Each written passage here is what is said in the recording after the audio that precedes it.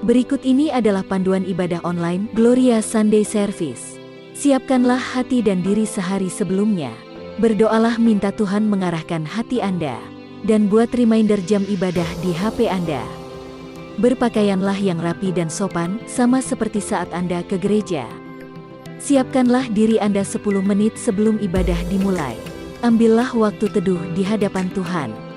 Ikutilah seluruh ibadah dengan sepenuh hati. Menyanyi, berdoa, serta duduk dan berdiri mengikuti arahan liturgis. Siapkan diri Anda saat persembahan, persiapkan HP untuk scan kris kode atau transfer. Bagi jemaat yang rindu untuk memberikan persembahan dan perpuluhan, dapat ditransfer melalui rekening berikut ini. Atau dengan scan kris kode menggunakan aplikasi OVO, GoPay, link aja, atau dengan aplikasi M-Banking di HP Anda.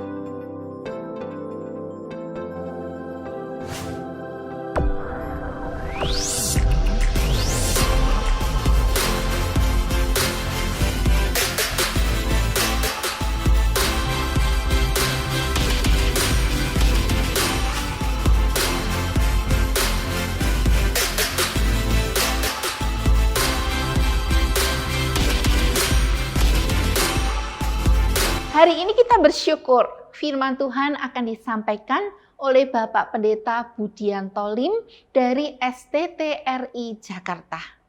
Untuk Bapak Pendeta Budianto Lim, kami mengucapkan terima kasih untuk pelayanan Bapak. Tuhan memberkati pelayanan dan juga keluarga. Mari saudara-saudara kasih dalam Tuhan, hari ini kita menyambut Tuhan, kita beribadah bersama-sama dengan penuh sukacita, dengan penuh pengharapan, dan nikmati ibadah hari ini. Tuhan memberkati kita semuanya. Amin.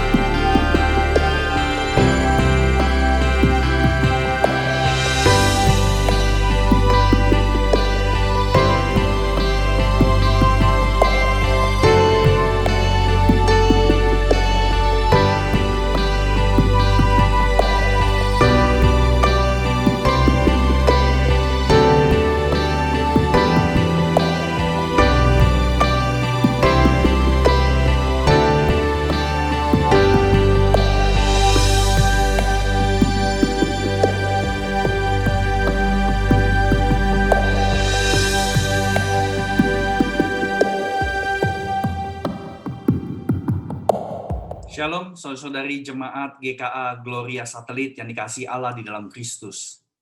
Seluruh kebaktian Minggu Prapaskah keempat ini diselenggarakan berdasarkan satu pengakuan, yaitu pertolongan kita adalah di dalam nama Tuhan yang menjadikan langit dan bumi. Salam sejahtera dari Allah Bapa kita yang memberikan damai sejati di dalam Tuhan Yesus Kristus, serta penyertaan dan urapan dari Roh Kudus menyertai saudara-saudari sekalian. Amin. Hormati bagi Bapa, Anak, dan Roh Kudus, dari mula sampai sekarang dan seterusnya, termulia. Amin. Amin.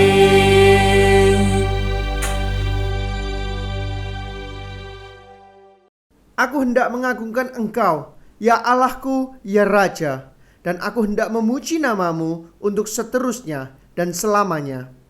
Setiap hari aku hendak memuji Engkau dan hendak memuliakan namamu untuk seterusnya dan selamanya. Besarlah Tuhan dan sangat terpuji, dan kebesarannya tidak terduga. Ya Tuhan, bawa kami dekat ke dalam hadirat-Mu. Biarlah setiap kami, Tuhan, kami membuka hati kami untuk mendengar suara-Mu. Kami rindu memandang wajah-Mu yang penuh dengan kekudusan, ya Bapa. Penuhi hatiku dengan hadir-Mu. Ku rindu memandang wajah-Mu, oh Tuhan, di dalam kekudusan-Mu. Bawaku dekat dalam hati-Mu. Ku rindu mendengar suara-Mu, oh Tuhan, di tempat kudus-Mu sekarang. Ku rasakan kasih-Mu dan indahnya kekudusan-Mu, penuhi dengan kasih-Mu. Diam di hadirat-Mu, kami mengangkat tangan kami, Tuhan. Ku mengangkat tanganku dan ku bersyukur menyembah-Mu, penuhi dengan kasih-Mu. Diam di hadirat-Mu. Bawa kami dekat ke dalam hati-Mu, ya Tuhan. Dekat dalam hati-Mu. Kami rindu mendengar suara-Mu, Tuhan. Ku rindu mendengar suara-Mu, oh Tuhan, di tempat kudus-Mu sekarang. Ku rasakan kasih-Mu dan indahnya kekudusan-Mu, penuhi dengan kasih-Mu. Diam di hadirat-Mu, ku mengangkat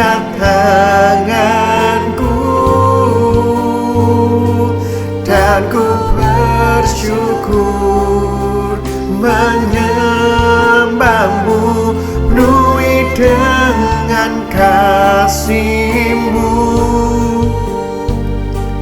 Diam di hadirat-Mu, ku rasakan kasih-Mu Tuhan. Ku rasakan kasih-Mu dan indahnya kekudusan-Mu Bapa, dan indahnya kekudusan-Mu, penuhi dengan kasih-Mu. Diam di hadirat-Mu, kami mengangkat kami Tuhan, mengangkat tanganku, dan ku bersyukur menyembahmu, penuhi dengan kasih-Mu. Diam di hadirat-Mu, diam di hadirat-Mu, diam di hadirat-Mu.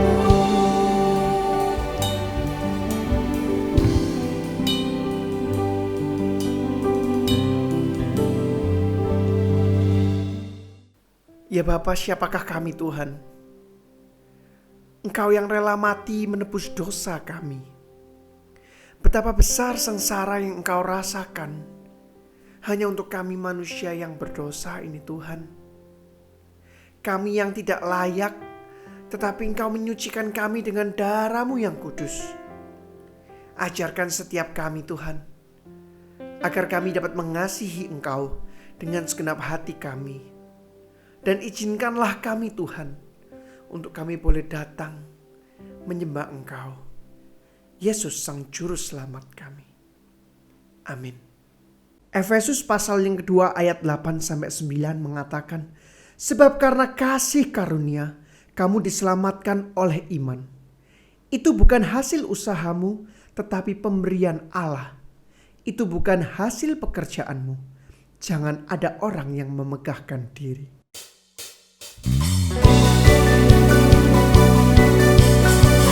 Dialah Tuhan kekuatan dan keselamatan bagi setiap kita. Mari kita mengangkat suara kita, bersama-sama kita memuji Dia, Tuhan, Raja di atas segala raja.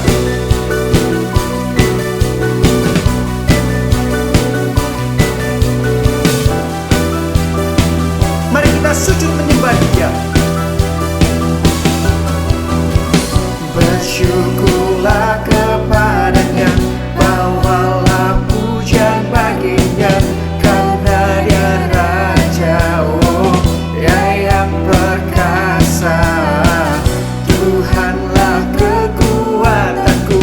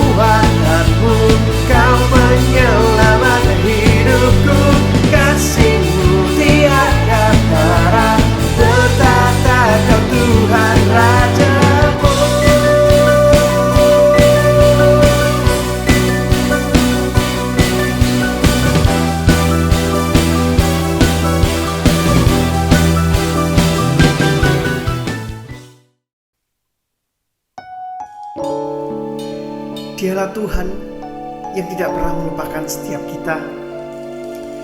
Setiap kesalahan yang kita lakukan diampuni oleh-Nya.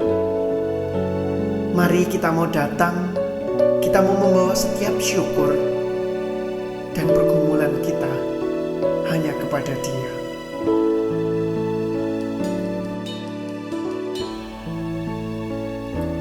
Tak kau lupakan diriku, kau ingatku adalah debu,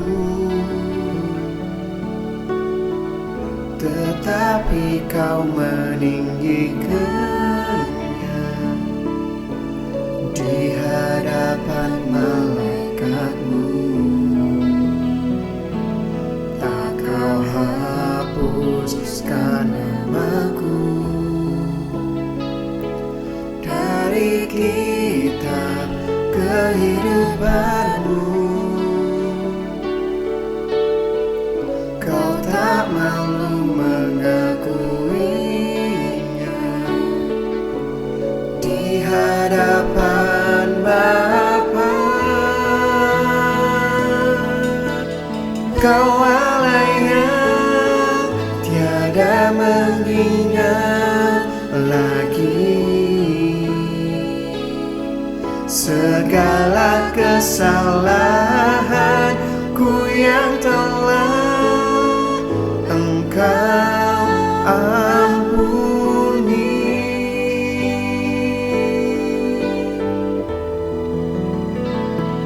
Walau dosaku merah bak kain kesumba, Engkau menjadikanku putih seputih bulu domba.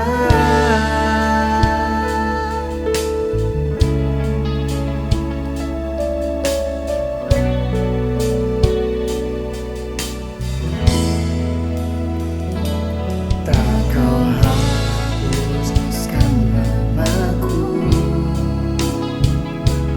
dari kitab kehidupanmu. Kau tak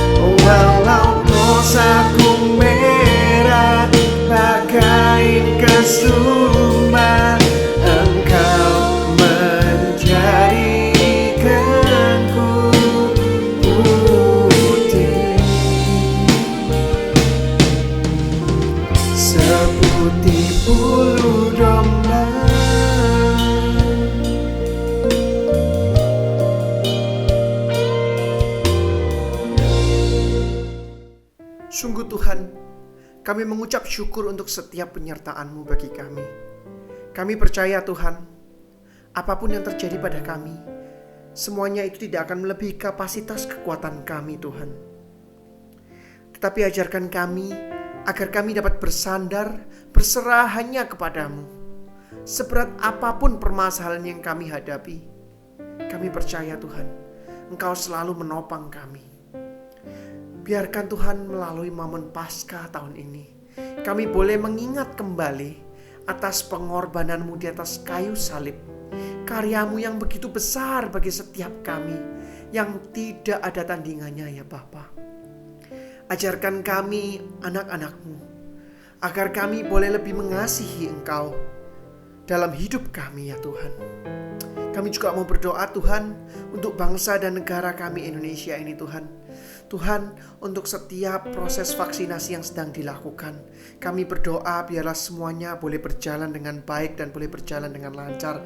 Dan negara kami ini Tuhan boleh segera dipulihkan untuk kondisi perekonomian. Kami juga Tuhan mau membawa seluruh doa dan permohonan kami ini sesuai dengan doa yang Yesus ajarkan kepada kami. Bapa kami yang di sorga, dikuduskanlah nama-Mu.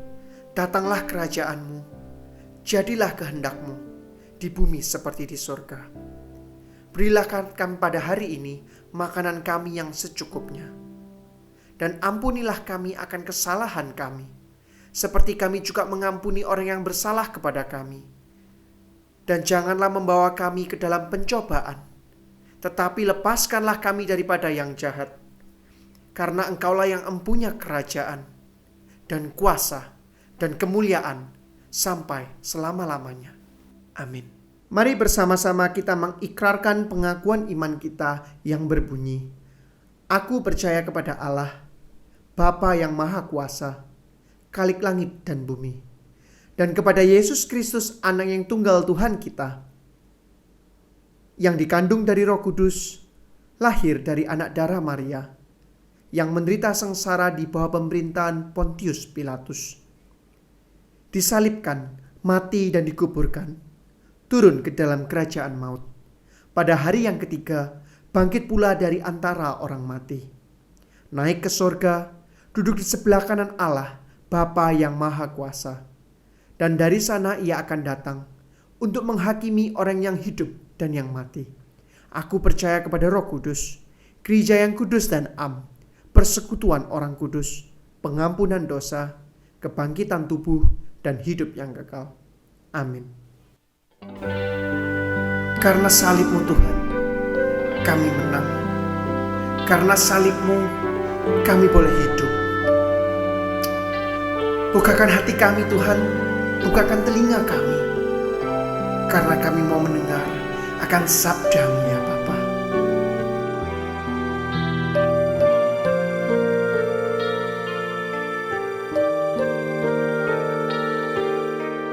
Hanya Kau Tuhan di dalam hidupku.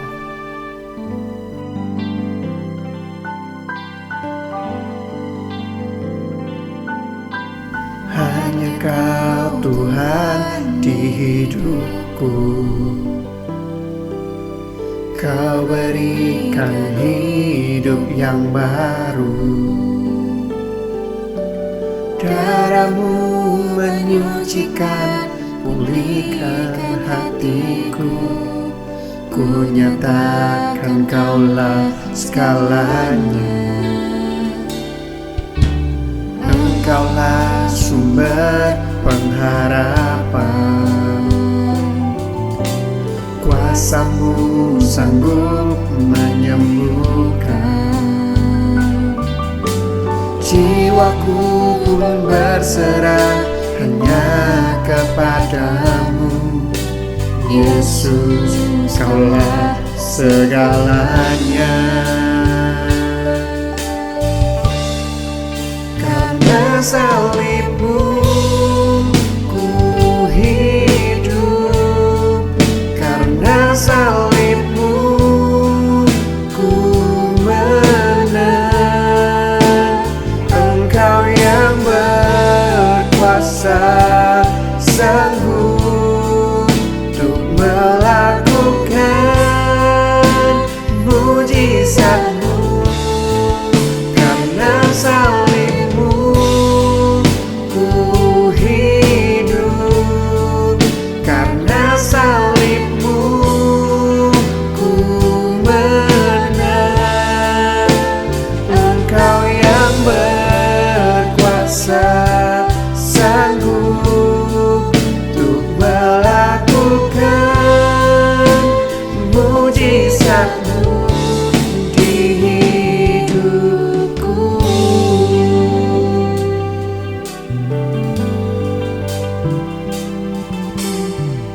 Kaulah sumber pengharapan.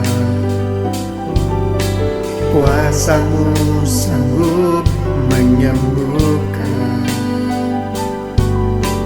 Jiwaku pun berserah hanya kepadamu.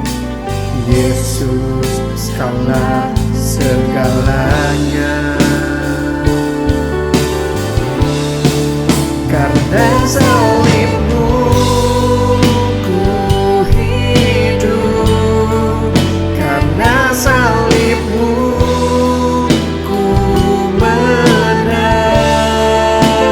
Engkau yang berkuasa, sanggup untuk melakukan mujizat-Mu. Karena salib-Mu ku hidup, karena salib-Mu ku menang. Engkau yang berkuasa, sanggup untuk melakukan mujizat-Mu di hidupku.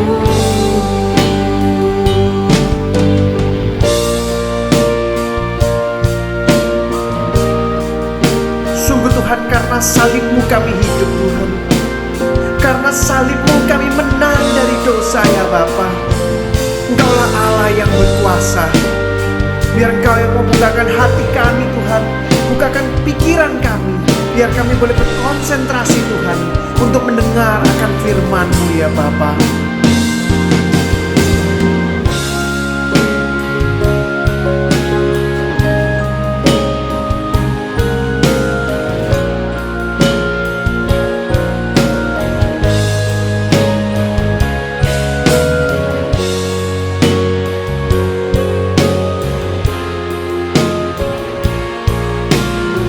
Karena salib-Mu ku hidup.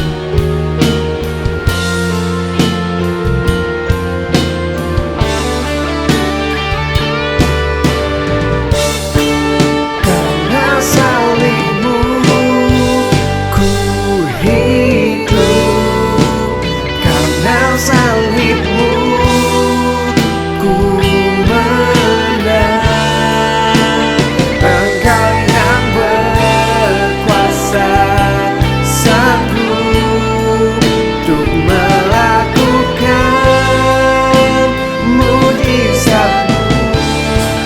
Karena salib-Mu ku hidup, karena salib-Mu ku menang. Engkau yang berkuasa, sanggup untuk melakukan mujizat-Mu. Melakukan mujizat-Mu, melakukan mujizat-Mu di hidupku.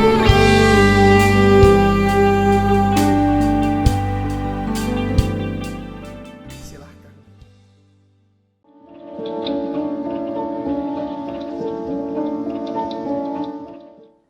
Shalom saudari dalam Kristus, sebelum kita merenungkan Matius 27 ayat 45-50, mari kita tundukkan kepala, kita mohon pimpinan Roh Kudus. Kita berdoa.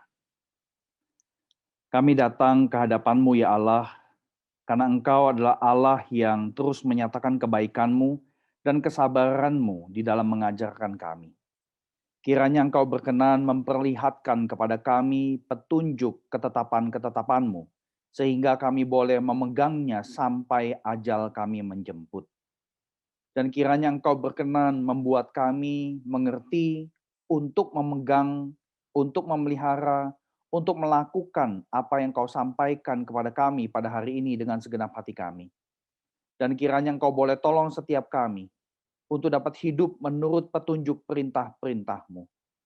Dan terlebih lagi ya Tuhan, condongkanlah hati kami kepada peringatan-peringatan-Mu.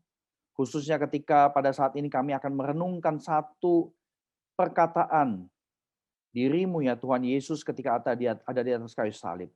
Kiranya Engkau berbelas kasihan dan Engkau berkenan menjaga perenungan kami. Sehingga kami tidak salah merenungkan, tidak salah menghidupi apa yang Kau mengajarkan kepada kami. Karena ini adalah kata-kata yang begitu kudus di atas kayu salib yang berasal daripada Engkau sendiri. Kasihanilah kami ya Tuhan, karena kami rindu untuk mengasihi-Mu lebih dalam lagi. Sertai seluruh perenungan firman-Mu ini. Di dalam nama Tuhan Yesus kami berdoa dan bersyukur. Amin.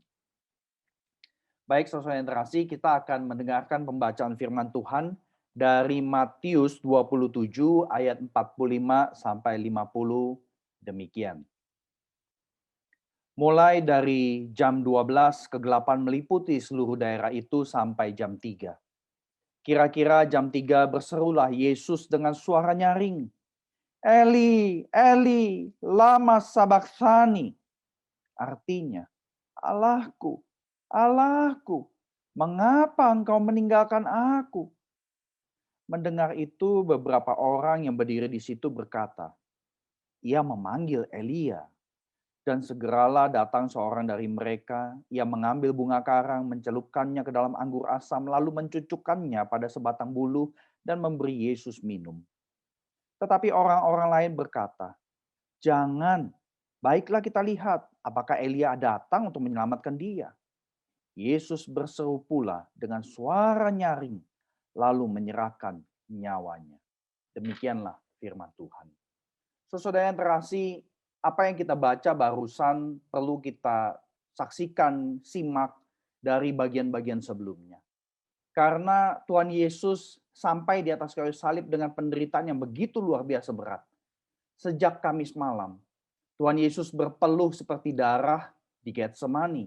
Kemudian dikhianati dengan ciuman Yudas, ditangkap, dipukuli, disangkal oleh Petrus, ditinggalkan semua murid, diadili, diludahi. Dan hal ini berlanjut di Jumat pagi.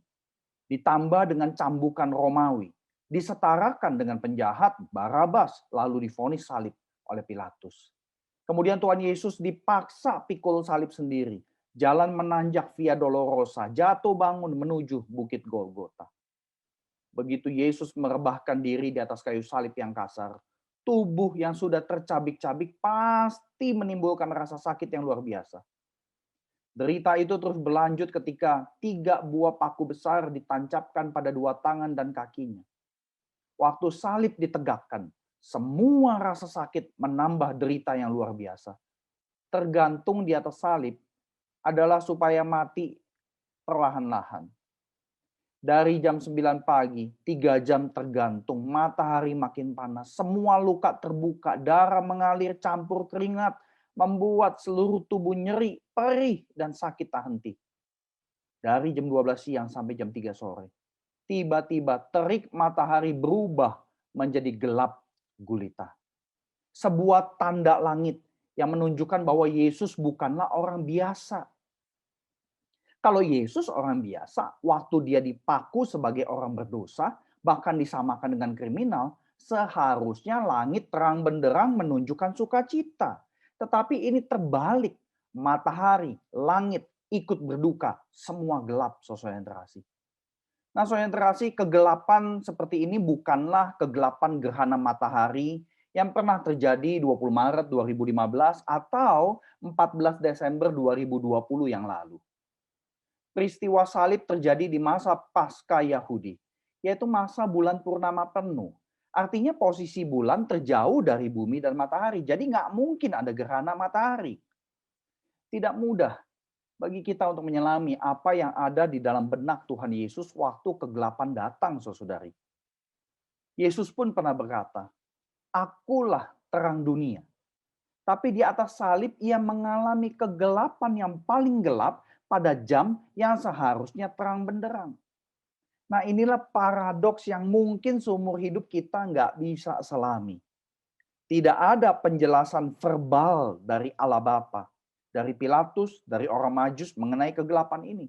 Yang ada adalah suara nyaring ratapan Tuhan Yesus sekitar jam 3 dalam bahasa Aramaik.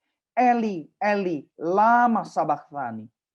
Saudara yang terkasih, kegelapan yang terjadi ini harus dipahami terkait dengan ratapan. Nah, teriakan Tuhan Yesus ini sekali lagi tidak mudah diselami. Martin Luther pernah memikirkan ini berjam-jam, lalu dia berdiri, memukul dadanya dan berkata, siapakah dapat mengerti bahwa Allah meninggalkan Allah? Allah berkata-kata tentang anaknya yang juga adalah Allah. Yesus Kristus anak Allah bukan dalam arti biologis, kita semua mengerti ini. Anak Allah, Yesus Kristus adalah Allah yang mencintai kebenaran, keadilan, dan membenci kefasikan dan dosa. Allah juga mengurapi Yesus Kristus yang adalah Allah dengan minyak sukacita. Tetapi sekarang di atas kayu salib, Allahnya Allah mengurapi Allah dengan kegelapan dan Allah berteriak, Allahku, Allahku, mengapa engkau meninggalkan aku? Teriakan Yesus ini adalah ratapan yang perlu diselami dari beberapa sudut. Ayat yang tadi kita baca, ayat 46 dan ayat 50 menyebutkan ratapan dilakukan Yesus dengan suara nyaring. Artinya dengan seluruh tenaga terakhir yang ia miliki. Nah, saudara yang terkasih, ada 3 makna utama yang kita bisa renungkan mengenai ratapan Tuhan Yesus di atas kayu salib ini. Yang pertama, kata-kata Eli, Eli lama sabachthani adalah ratapan atau tangisan ketaatan. Sejak dari awal, Yesus mengerti tujuan hidupnya. Yesus bahkan melewati momen kegelisahan dan ketakutan yang paling mencekam di Getsemani. Yesus tahu persis apa yang bakal terjadi pada dirinya. Tapi di Getsemani, Yesus berkomitmen, bukan kehendakku, tapi kehendakmu Bapa yang terjadi. Saudari, ratapan ketaatan bukanlah tangisan keluhan, bukan tangisan karena takut mati. Tetapi ratapan ketaatan ini adalah tangisan yang menunjukkan realita bahwa ketaatan itu adalah pilihan yang tidak gampang. Tuhan Yesus Kristus memilih taat melalui penderitaan. Dan ini dinyatakan di dalam Ibrani 5 ayat 7 sampai 9. Mari saudari bersama saya membaca ayat ini yang ada di slide. Dalam hidup Yesus sebagai manusia, Yesus telah mempersembahkan doa dan permohonan dengan ratap tangis dan keluhan kepada Allah yang sanggup menyelamatkannya dari maut. Dan karena kesalehannya ia telah didengarkan. Dan sekalipun ia adalah anak, ia telah belajar menjadi taat dari apa yang telah dideritanya. Dan sesudah ia mencapai kesempurnaannya, ia menjadi pokok keselamatan yang abadi bagi semua orang yang taat kepadanya. Ketaatan Yesus menuntut ia menghadapi pilihan-pilihan yang sulit. Contoh, waktu Petrus memotong telinga prajurit Markus, Yesus berkata di Matius 26 ayat 52 sampai 53, saudara yang terkasih. Masukkan pedang itu kembali ke dalam sarungnya, sebab barang siapa menggunakan pedang akan binasa oleh pedang. Atau kau sangka bahwa aku tidak dapat berseru kepada Bapakku, supaya ia segera mengirim lebih dari 12 pasukan malaikat membantu aku. Berarti Yesus bisa melawan, punya kuasa untuk melawan. Tetapi Tuhan Yesus memilih untuk tidak melawan dan memilih tetap taat menderita. Nah, pilihan ini diambil berdasarkan kerelaan yang dikuasai kasih yang luar biasa besar. Karena memilih taat di atas Golgota, tergantung di atas kayu salib, Yesus tidak melihat para malaikat, tidak mendengar suara Allah Bapa mengkonfirmasi kasihnya, tetapi Yesus mengalami kegelapan yang pekat. Saudari, waktu kita mau hidup benar sebagai orang Kristen di tengah dunia ini, ada kalanya Allah izinkan kegelapan besar menyelimuti hidup kita dan tidak tampak adanya divine intervention dalam seluruh proses yang kita jalani. Kita diperhadapkan dengan pilihan untuk tetap setia, tetap taat, atau tinggalin Tuhan. Abaikan pengajaran Kristiani. Nah, ini tantangan terbesar hidup kita orang Kristen. Bedanya dengan Tuhan Yesus adalah ia meratap dalam ketaatan, bukan karena dosa. Nah, tetapi ia meratap saat menanggung dosa dan kutuk dosa manusia, yaitu kita semua, saudara yang terkasih. Kita menangisi kegelapan realita hidup ini seperti di masa sekarang umumnya karena ada kontribusi kesalahan kita ataupun dosa kita. Meskipun tentu tidak selalu demikian, karena ada kegelapan dalam hidup kita ya karena salah orang lain, tapi kita yang menanggungnya. Contoh, mungkin Anda tergolong anak Tuhan yang menderita akibat orang tua yang abusive, baik verbal maupun non-verbal. Nah, ketaatan untuk tetap menghormati dan menyegani orang tua, tidak mengejek orang tua, apalagi mengutuk mereka dalam hati, itu adalah pilihan ketaatan. Ketika kita mau hormat pada orang tua yang sudah menyakiti kita, mungkin ada tangisan batin yang tidak diketahui orang lain. Kamu menangis, Allahku, Allahku, mengapa saya diperlakukan begini? Nah, waktu Anda tidak dengar respons dari Allah, pandanglah salib, dengarkan, simak ratapan Tuhan Yesus ini, juga tidak ada respons verbal dari Allah Bapa. Sebenarnya semua jawabannya itu sudah ada, yaitu ketaatan Yesus. Itulah harga yang harus dibayar. Namun tentu mari kita belajar untuk tidak takut memilih ketaatan. Sebab ratapan atau tangisan demi taat bukanlah akhir, tetapi awal dari keajaiban perbuatan Allah. Saudara, contoh memilih taat ditunjukkan oleh seorang pembuat film Kristen bernama Tim Shea. Dulunya ia adalah seorang ateis, tetapi akhirnya ia mengalami kasih Allah dalam Yesus Kristus setelah baca Alkitab. Tim Shea rindu buat film yang menonjolkan Allah yang hidup dan benar. Nah, ia mengamati film-film epik cerita Alkitab yang dikeluarkan oleh Hollywood. Sebenarnya banyak yang tidak memuliakan Allah. Dua contoh yang sempat disebutkan di dalam interviewnya. Film Exodus, sutradara terkemuka Ridley Scott berkata, sumber kejahatan terbesar pasti adalah agama. Tidak ada agama yang baik dan penuh toleransi. Nah, saudara, jadi film Exodus dibuat atas dasar ideologi benci kepada agama. Film Noah, sutradara Darren Aronofsky berkata, Noah adalah film cerita Alkitab yang paling tidak alkitabiah. Nama Tuhan sama sekali tidak disebut dalam seluruh adegan. Nah, saudara, Tim Shea buat film David and Goliath demi ketaatan. Ia kerja keras lebih dari 11 tahun untuk merampungkan film tersebut, dibuat di Afrika Utara. Dia harus hadapi ancaman virus Ebola, istrinya pernah terancam dengan penyakit. Setelah selesai film itu ternyata dihina, dikritik abis-abisan oleh Hollywood, bahkan terancam tidak beredar. Banyak studio film di Hollywood tidak mau bayar film itu untuk dirilis di bioskop. Film epik mengenai Daud dan Goliat dikritik karena terlalu alkitabiah dan religius. Ada seorang CEO dari salah satu studio film juga berkata, kamu menyebut Tuhan hampir di setiap adegan. Makanya dikritik.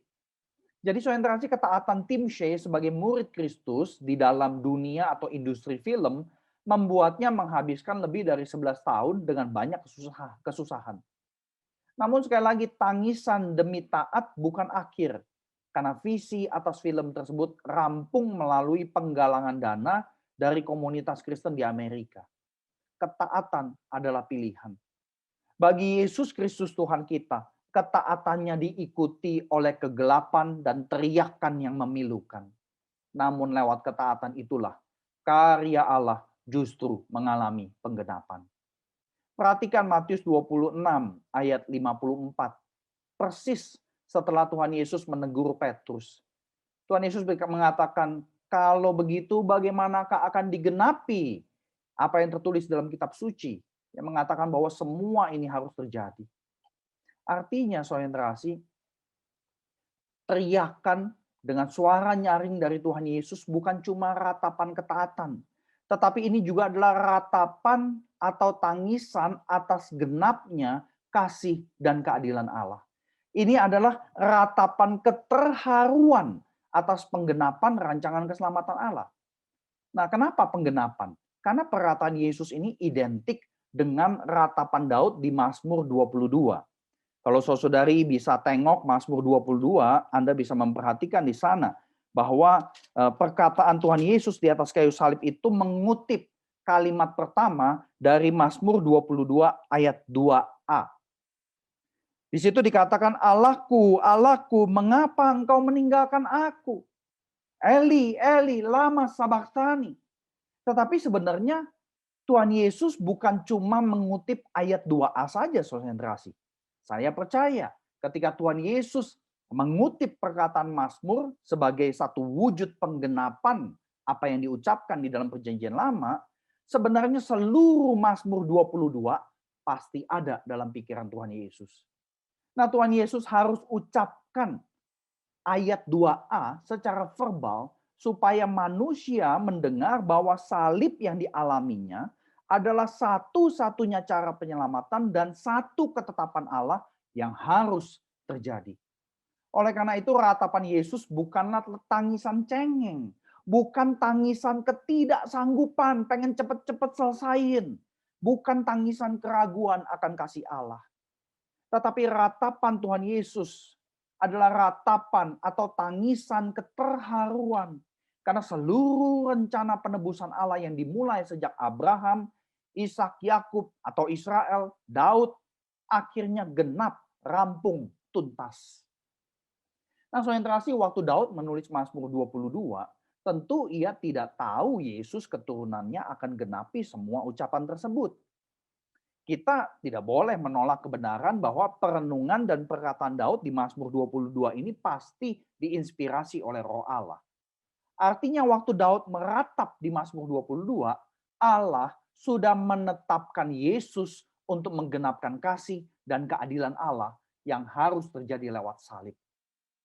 Nah, nubuat di dalam Mazmur 22 ini seperti memotret peristiwa salib dari jarak yang sangat jauh sekali. Nah, kalau kita perhatikan saudara, isi Mazmur 22 itu memang banyak ratapan saudara. Ya, ada 3 siklus ratapan. Ayat 2 sampai 3 ratapan Daud karena merasa ditinggal Allah. Ayat 7 sampai 9 Daud meratap karena celaan, hinaan, cemoohan orang banyak. Jadi kalau kita mau melihat secara lebih detail sedikit saudara, kita bisa saksikan ratapan Daud ayat 2 dan 3 di Mazmur 22 sebenarnya dikutip oleh Tuhan Yesus di Matius 27 ayat 46. Tetapi seperti yang tadi saya katakan, saya percaya Tuhan Yesus itu melihat seluruh Mazmur 22, bukan cuma ayat 2 saja. Jadi pada saat Tuhan Yesus di atas kayu salib, Tuhan Yesus juga menggenapi ayat 7 dan 8 dari Mazmur 22. Ya. Daud itu dicela, dihina, diolok-olok orang banyak. Tuhan Yesus mengalami hal yang sama. Dan kemudian saudara, ayat 13 sampai 19 juga sama. Daud meratap lagi. Nah, kali ini kaitannya adalah kepada penderitaan fisik. Jadi di ayat Mazmur 22 ayat 14 sampai 15 di situ Daud mengungkapkan penderitaan fisik. Ya, kata-kata yang dipakai adalah lidahku melekat pada langit-langit mulutku. Ya, ini satu gambaran. Gambaran apa? Gambaran hausnya luar biasa. Tenggorokan tuh kering, saudara. Dan Tuhan Yesus mengucapkan di atas kayu salib, aku haus. Nah, kemudian saudara, Mazmur 22 ayat 18. Mereka membagi-bagikan pakaianku. Jubah Tuhan Yesus atau pakaian Tuhan Yesus pun dipecah, dirobek, kemudian diundi. Jadi saudara, Mazmur 22 ini memang ada 3 siklus ratapan atau tangisan. Tetapi di tengah ratapan, Daud tetap mampu menyatakan iman akan perbuatan Allah.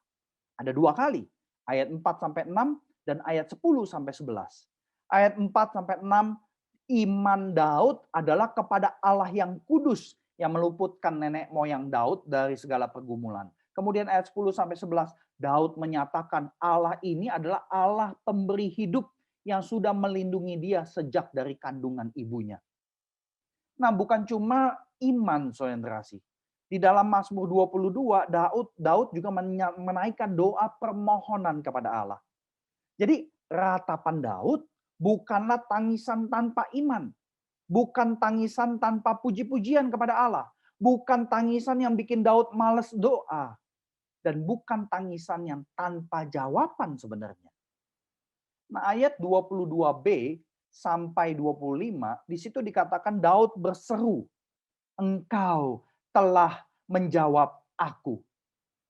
Daud bahkan memasyurkan dan memuji-muji Allah, saudara yang terkasih. Jadi iman Daud ini menampilkan conviction yang sangat kuat. Ya, di ayat 25 dikatakan, saudara yang terkasih, mari kita baca sama-sama. Sebab Allah tidak memandang hina ataupun merasa jijik kesengsaraan orang yang tertindas. Dan Allah tidak menyembunyikan wajahnya kepada orang itu. Dan Allah mendengar ketika orang itu berteriak minta tolong kepadanya. Jadi saudara yang terkasih, atas dasar ungkapan-ungkapan iman dan doa permohonan dalam Mazmur 22, maka jeritan Tuhan Yesus, Eli, Eli, lama sabachthani, ratapan Yesus ini nggak bisa dipandang sebagai tangisan kekecewaan kepada Allah. Sebab Yesus bukan sekedar ngafalin ayat 2a saja. Tetapi Yesus Tuhan kita menghidupi seluruh nubuatan di Mazmur 22. Jadi ratapan Tuhan kita adalah tangisan keterharuan. Karena akhirnya seluruh rencana keselamatan Allah genap tuntas di atas kayu salib. Dan itu cuma satu-satunya jalan, saudara yang terkasih. Nah, kebenaran ini pun dicantumkan di dalam Mazmur 22 ayat 32. Dan ini menjadi perkataan Tuhan Yesus yang hampir yang ke-6. Kebanyakan orang percaya ini ke-6. It is finished. Ya. Nah, oleh karena itu saya yang terkasih, ratapan Yesus di atas salib seharusnya menuntun kita makin terharu akan kasih Allah. Dari 7 perkataan di atas salib, perkataan yang dicatat oleh Matius ini menyebutkan Yesus berseru dengan suara nyaring. Sekali lagi artinya Yesus mengeluarkan seluruh energi ekstra di tengah segala keletihan, penderitaan untuk kasih tahu ke seluruh manusia betapa agung kasih dan keadilan Allah. Jadi kasih Allah di atas kayu salib bukan sekedar untuk dirasain secara perasaan atau emosi, tetapi untuk dihayati dan dihidupi. Dan kalau kita sudah mengerti, percaya dan jangan pernah ragu, saudara yang terkasih. Efesus 3 ayat 18 sampai 19 berkata, aku berdoa supaya kamu bersama-sama dengan segala orang kudus mampu memahami betapa lebarnya, panjangnya, tingginya, dalamnya kasih Kristus dan mampu mengenal kasih itu sekalipun ia melampaui segala pengetahuan. Aku berdoa supaya kamu dipenuhi di dalam seluruh kepenuhan Allah. Jadi kita harus paham betul cara Allah mengasihi kita. Cara Allah mengasihi kita bukan kasih yang tidak mendidik. Tetapi kasih yang adil. Kasih yang menguduskan, membasuh, membersihkan. Dan menolong kita untuk makin mengasihi Allah. Sebaliknya, saudara yang terkasih. Yaitu mengasihi demi perbaikan dan perubahan. Jadi jangan pernah pikir kita menerima kasih Allah lalu mengatakan, saya sudah begini dari sononya. Kamu mesti terima saya apa adanya. Tidak, saudara yang terkasih. Kalau Anda bilang, Anda berterima kasih kepada Allah melalui Yesus, tetapi kekeh bilang, saya nggak bisa berubah. Saya nggak mau berubah. Berarti Anda salah memahami kasih Allah. Atau Anda belum betul-betul mengalami kasih Allah tersebut. Kita bisa tes hal ini dengan melihat pernikahan kita, saudara yang terkasih. Atau tentu pernikahan Kristen secara umum. Kita yang menikah di awal tahun pernikahan kita bisa bilang benar-benar alami kasih Tuhan melalui istri dan suami.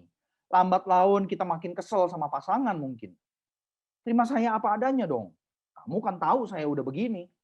Nah, komentar ini adalah komentar yang salah mengerti kasih Allah melalui suami atau istri. Anda mau menikah, Anda harus pahami kasih Allah dalam pernikahan adalah kasih yang membersihkan, menguduskan karakter, kasih yang mengubah kedua insan dalam pernikahan. Nah, mengubah pasti ada yang sakit, saudara yang terkasih. Jadi kasih Allah nyata dalam pernikahan. Ekspresinya bukan sekedar keluarga cukup makan, tambah kaya, bisa sekolahin anak. Bukan sekedar itu.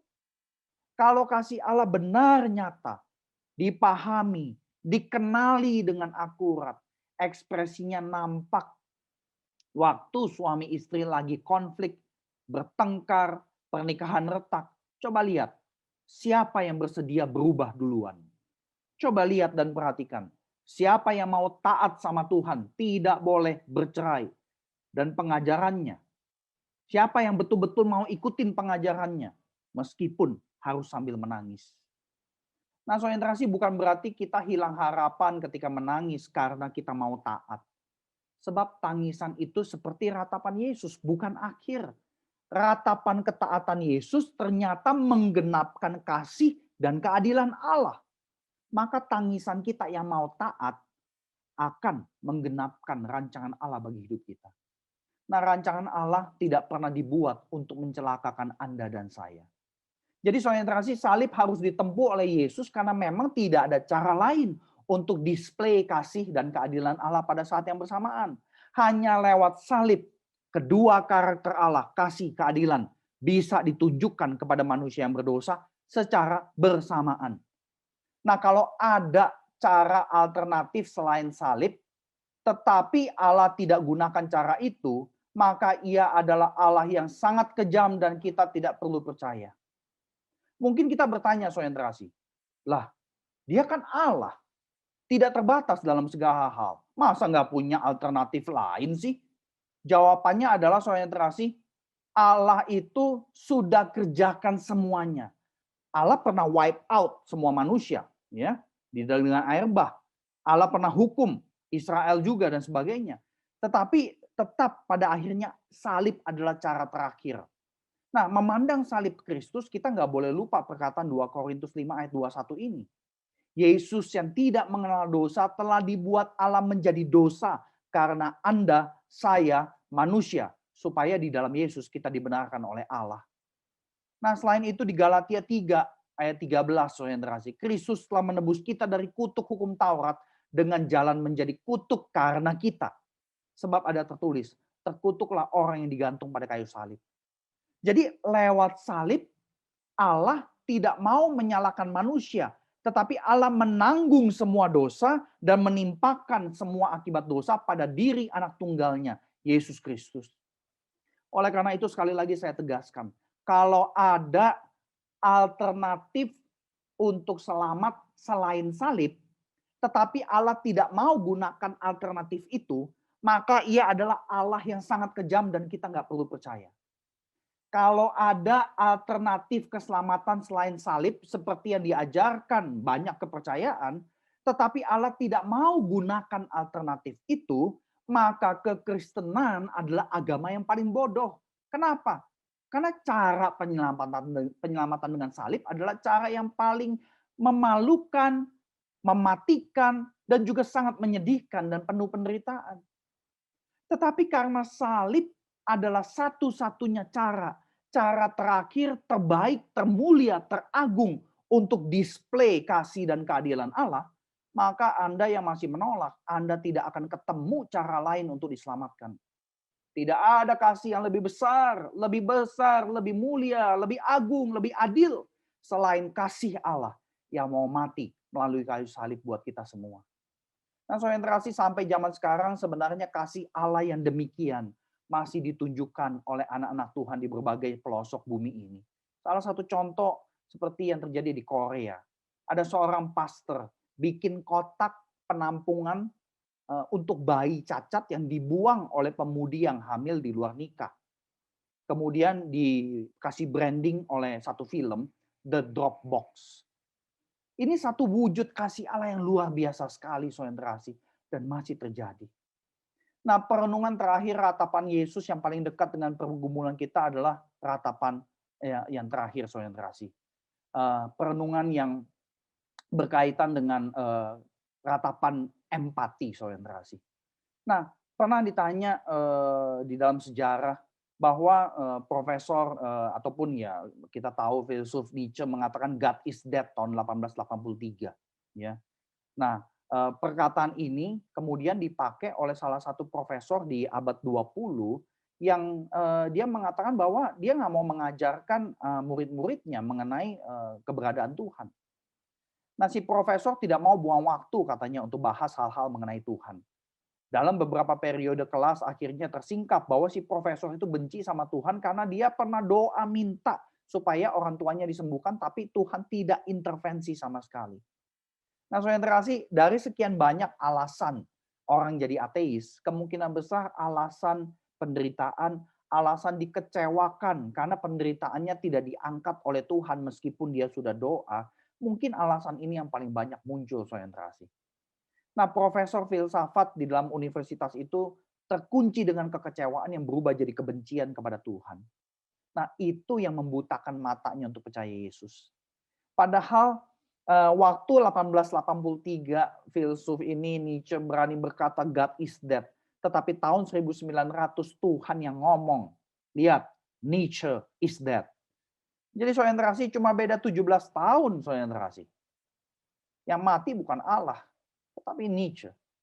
Nah, waktu kita merasa dengan kuat bahwa Allah tidak intervensi secara instan, itulah saat di mana kita perlu jadikan ratapan Yesus sebagai ratapan kita. Sebab kita tidak alami itu sendirian. Ratapan yang terakhir adalah ratapan Eli, Eli lama sabachthani, itu dekat sekali dengan kita. Karena ini ratapan empati yang sedalam-dalamnya atas apa yang kita alami. Waktu Yesus meratap, Allahku, Allahku, mengapa engkau meninggalkan aku? Allah Bapa tidak langsung jawab secara verbal.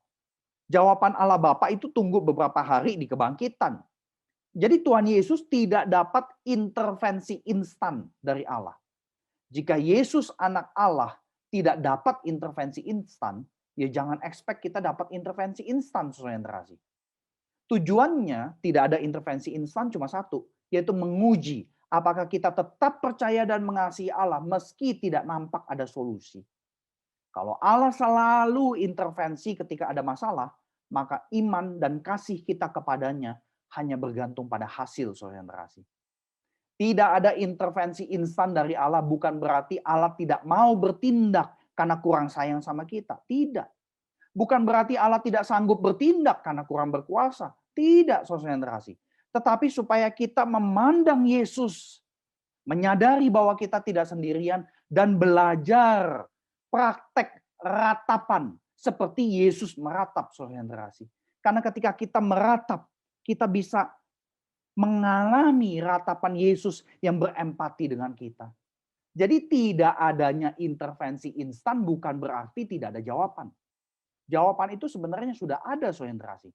Ketika Anda merasa Allah tidak menolong seketika, ya, seketika ada masalah, tidak ada intervensi instan, sebenarnya Anda tidak sendirian. Karena Yesus pun sudah pernah melewati itu. Yesus tidak langsung dapat intervensi instan.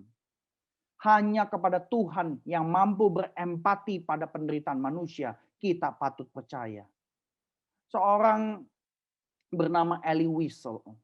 Dia adalah seorang yang bertahan melewati masa pembantaian orang Yahudi atau disebut Holocaust survivor. Dia berhasil dapat Nobel perdamaian melalui tulisan berjudul Night. Di dalam buku itu dia kasih kesaksian. Kami melihat 3 orang digantung, 2 dewasa, 1 anak. Kedua orang dewasa langsung meninggal, lidahnya biru, bengkak karena kehabisan napas. Tapi anak laki yang tergantung itu masih bernapas karena dia terlalu enteng badannya, terlalu kurus. Nah, anak itu tergantung setengah jam antara hidup dan mati. Lidahnya masih merah, matanya masih membelalak, saudara. Dari belakang saya mendengar seorang pria bertanya, "Demi Tuhan, di mana Tuhan sekarang?" Dalam hati kecil saya, suara batin saya berkata, di mana Tuhan? Disitulah Tuhan. Tergantung bersama anak itu. Tidak ada intervensi instan dari Allah atas anak itu, saudara yang terkasih. Karena Yesus bersama-sama anak itu tergantung. Yesus sudah tergantung dan menangis bersama anak itu. Nah, kebenaran inilah yang terkandung dalam ratapan Yesus, sebuah ratapan empati bersama kita. Oleh karena itu, saudara yang terkasih, mari jangan jadikan perenungan firman ini hanya sebagai tambahan pengetahuan belaka. Lakukan ratapan dengan kata-kata dari Mazmur. Karena itulah contoh yang Tuhan Yesus berikan di dalam Matius 27. Lakukan ratapan dengan kata-kata Mazmur seperti Tuhan Yesus melakukan. Masukkan ratapan dalam kebaktian minggu sebagai wujud iman yang tidak ragu atas Tuhan yang panjang sabar dan berbelas kasihan. Sebab ratapan adalah wujud spiritualitas kristologis yang maknanya bersumber dari teladan Tuhan Yesus. Kiranya Tuhan menolong kita semua boleh melakukan apa yang Tuhan sampaikan kepada kita di dalam kehidupan kita. Amin.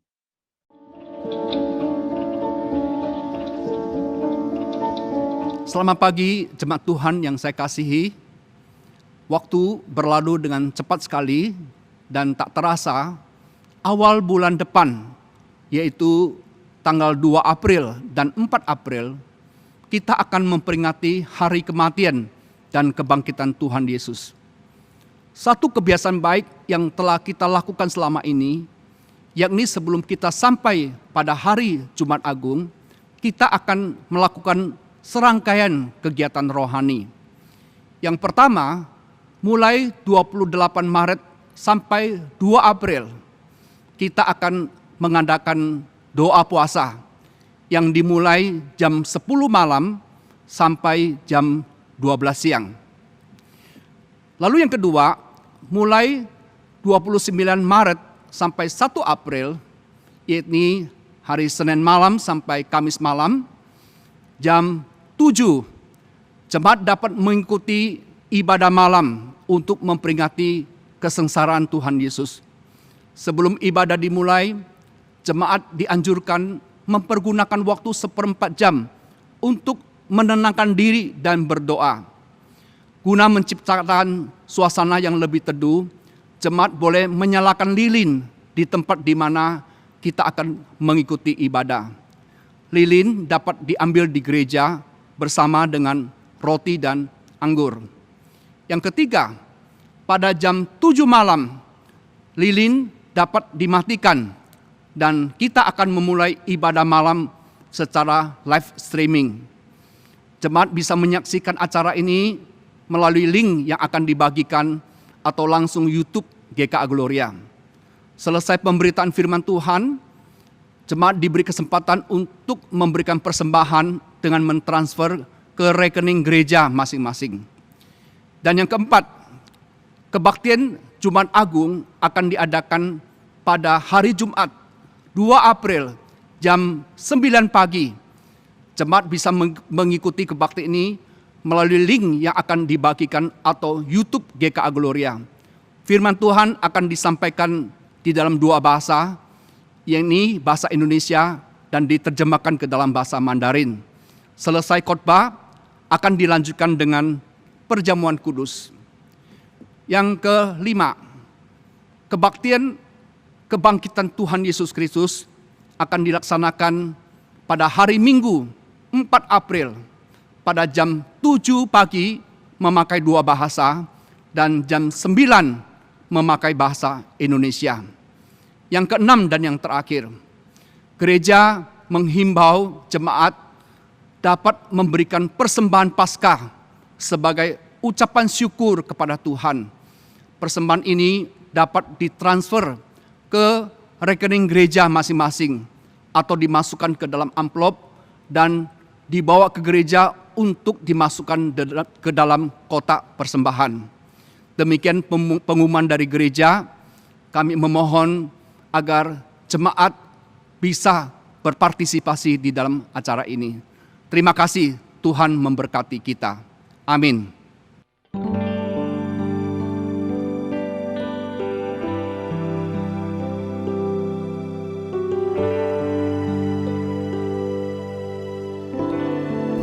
Kau bukan Tuhan yang melihat rupa, Kau bukan Tuhan yang memandang harta.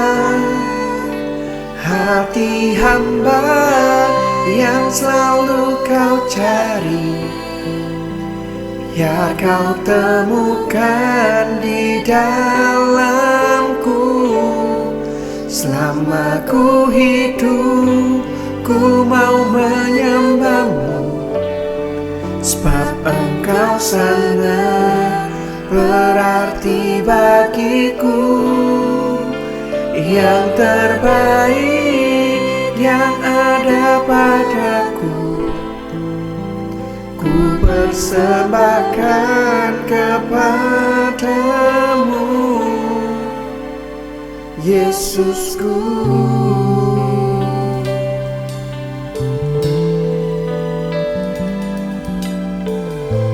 mari kita berikan yang terbaik kepada Tuhan. Persembahan yang terbaik hanya bagi Dia. Ku tak dapat lupakan kebaikan yang ku terima, pengorbananmu yang mulia, jadikan ku berharga. Kau tulus menerima aku apa adanya. Kekuatan kasih-Mu nyata memulihkan hidupku. Kau bukan Tuhan yang melihat rupa, Kau bukan Tuhan yang memandang harta. Hati hamba yang selalu Kau cari, biar Kau temukan di dalamku. Selama ku hidup, ku mau menyembah-Mu, sebab Engkau sangat berarti bagiku. Yang terbaik yang ada padaku, ku persembahkan kepadamu, Yesusku. Engkau tulus menerima kami, Tuhan. Menerima aku apa adanya. Kekuatan kasih-Mu nyata memulihkan hidupku. Kau bukan Tuhan yang melihat rupa, Kau bukan Tuhan yang memandang harta. Hati hamba yang selalu Kau cari, biar Kau temukan di dalamku. Selama ku hidup, ku mau menyembah-Mu, sebab Engkau sangat berarti bagiku. Yang terbaik yang ada padaku, ku persembahkan kepadamu. Yang terbaik yang ada padaku, ku persembahkan kepadamu. Yang terbaik yang ada padaku, ku persembahkan kepadamu, Yesusku.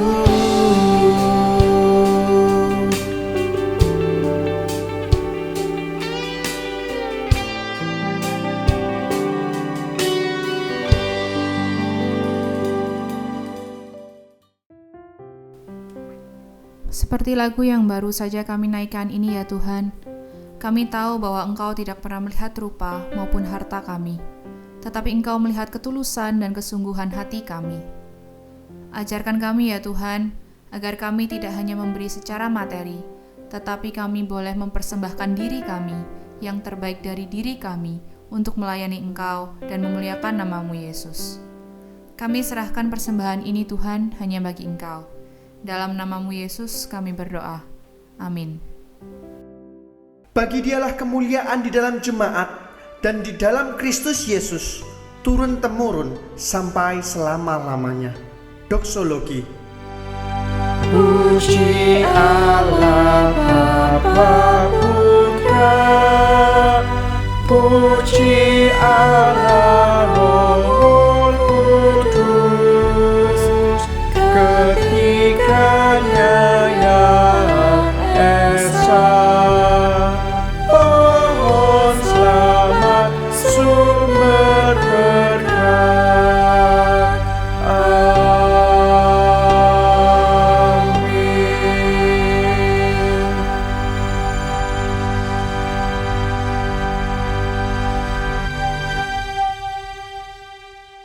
Jemaat Tuhan di GKA Gloria Satelit, hiduplah sebagai murid Kristus dengan melakukan ratapan mengikuti kata-kata Mazmur.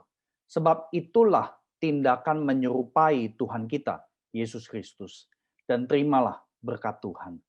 Kiranya Allah Tritunggal, Bapa, Putra, Roh Kudus, Allah sumber segala pengharapan itu, memenuhi kamu dengan segala sukacita dan damai sejahtera di dalam iman kamu.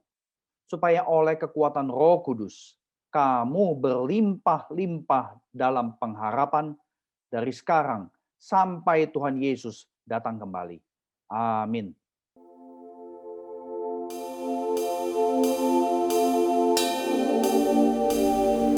Amin. Amin.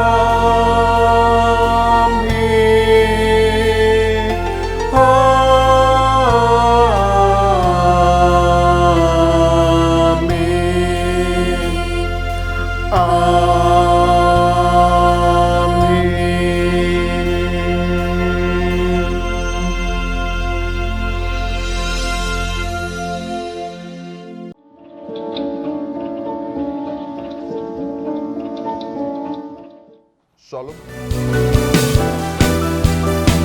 Mari kita sujud menyembah